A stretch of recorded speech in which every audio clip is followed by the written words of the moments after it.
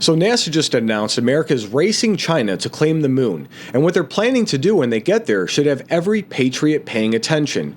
Acting NASA Administrator Sean Duffy dropped a bombshell that the United States will deploy a nuclear reactor on the moon by 2030, specifically to beat China to the most valuable real estate in our local solar system. And that's not even the craziest part.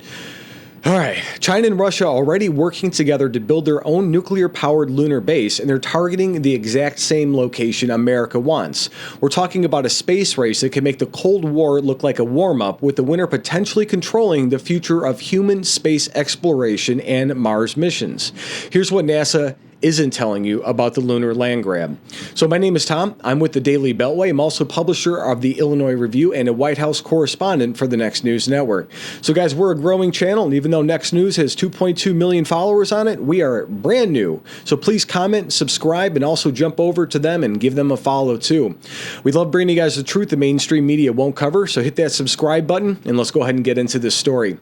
So the lunar South Pole is quite a piece of real estate. It's the crown jewel of space exploration. This region has permanently shadowed craters filled with water and ice that can be converted into rocket fuel and support life, while nearby peaks get constant sunlight for solar power. Duffy made it clear that America intends to get there first and plant our flag. So let's go ahead and check this out.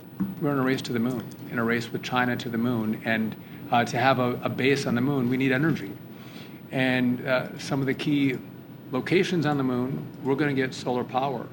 But this fission technology is critically important. And so we've spent hundreds of $millions studying, can we do it? We are now going to move beyond studying, and we have given direction to go, let's start to deploy our technology to move to actually make this a reality. And I think the stat we have is it's a 100 kilowatt output. That's the same amount of energy a 2,000 square foot home uses every 3.5 days. So we're not talking about massive technology.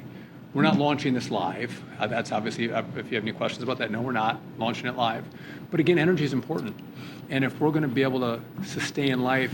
That's kind of on par with the small-scale nuclear reactors they're planning on installing across the country. Just wanted to pair you with that. On the moon to then go to Mars, this technology is critically important. And I would just note that we're behind, right? If we're going to engage in the race to the moon and the race to Mars, we have to get our act together. We have to marshal all of our resources, all of our focus on going to the moon, which is what we're going to do. And again, there's a lot of things that NASA does, and a lot of people love a lot of the things that NASA does. But this is about space exploration, and this is about this next phase. A lot of people don't know even what Artemis is. Everyone knew what Apollo was. We all knew, the whole world knew what Apollo was. We were going to the moon. Artemis is we're going back. So in the first part of next year, we are going to send Artemis 2 out. Met the 4 astronauts, they're fantastic. We're gonna go out around the moon and come back. Artemis 3, we are going to go back to the moon. We're gonna land. The longest time we've spent in the past was 3 days. We're gonna stay for 6 days. And then after that, we're able to start shipping our assets to the moon unmanned, and we'll have those assets there as our astronauts arrive and are able to build a base. But this is critically important. There's a certain part of the moon that everyone knows is the best. We have ice there, we have sunlight there. We want to get there first and claim that for America. I want to know why you haven't been back to the moon in 50 years. And they say the technology was lost. Let's continue. So Duffy explained in his video that NASA's shift from studying nuclear technology to actually deploying it. He said we've spent hundreds of millions of dollars asking if we can do it. Now we're going to move beyond studying and actually do it. Let's see. So the proposed 100 kilowatt reactor would power a permanent American lunar base there, providing the energy equivalent to a 2,000 square foot home every 3.5 days. This isn't about bragging rights. This is about national security and economic dominance. China's Chang'e program has already landed on the far side of the moon and returned samples to Earth. They're not stopping there. China and Russia plan to establish their International Lunar Research Station by the mid-2030s, complete with their own nuclear power plant. So do you guys think America racing China to control the moon? Should we be more aggressive about claiming space territory? Drop me the comments below and let me know what you guys think about it. So, as a former Republican congressman from Wisconsin and current transportation secretary, Duffy, he's approaching this space policy with the same America First mindset that defined the Trump administration's approach to trade and foreign policy. His background in politics rather than aerospace engineering has critics questioning his qualifications, but supporters say his focus on winning, which is exactly what NASA needs. And this is where everything changes. The technical details of just how serious this competition is out there now. NASA's Fission Surface Power Project isn't just some pie-in-the-sky concept. It's a real collaboration with the Department of Energy that's been in development for years. Companies like Lockheed Martin, Westinghouse, and others are already developing preliminary designs for reactors that weigh under 6 tons and can operate for at least 10 years. The reactor would use low-enriched uranium fuel and include safety features like passive cooling and burial under lunar soil for radiation protection. Unlike solar panels that failed during the moon's 2-week-long nights, nuclear fission provides steady power regardless of location or time, and that's the kind of energy reliability that America needs to establish permanent dominance in space. But here's where legal experts are getting nervous. Duffy's use of the word claim appears to flirt with territorial assertions that could violate international law.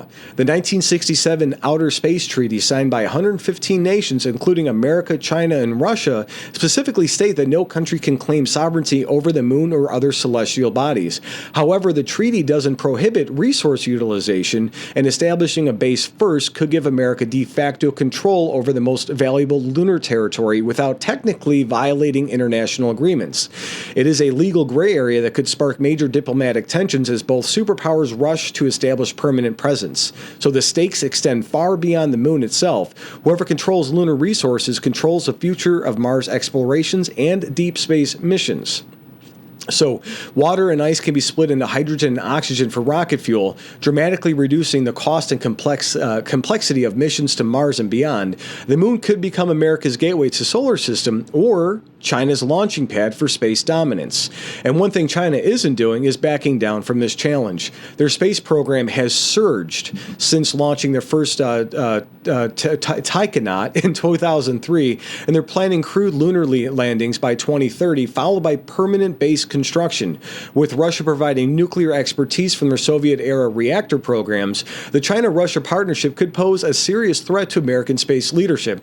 International reactions are mixed, but European Space Agency's officials welcome American progress but urge cooperation rather than competition. And China's foreign ministry responded cautiously, reiterating their commitment to peace.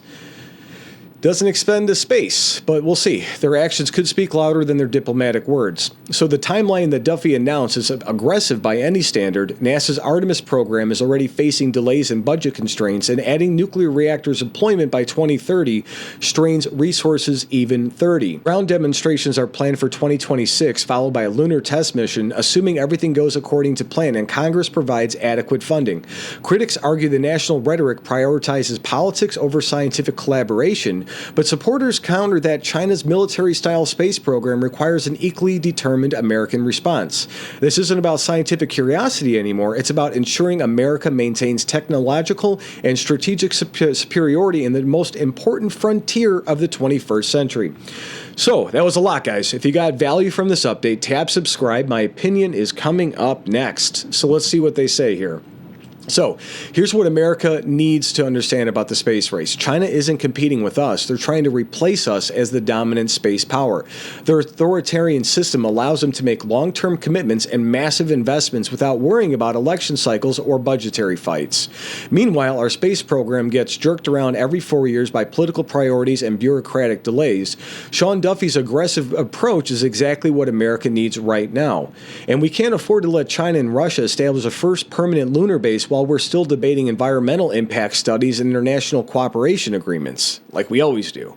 The Chinese Communist Party doesn't care about your feelings or international norms.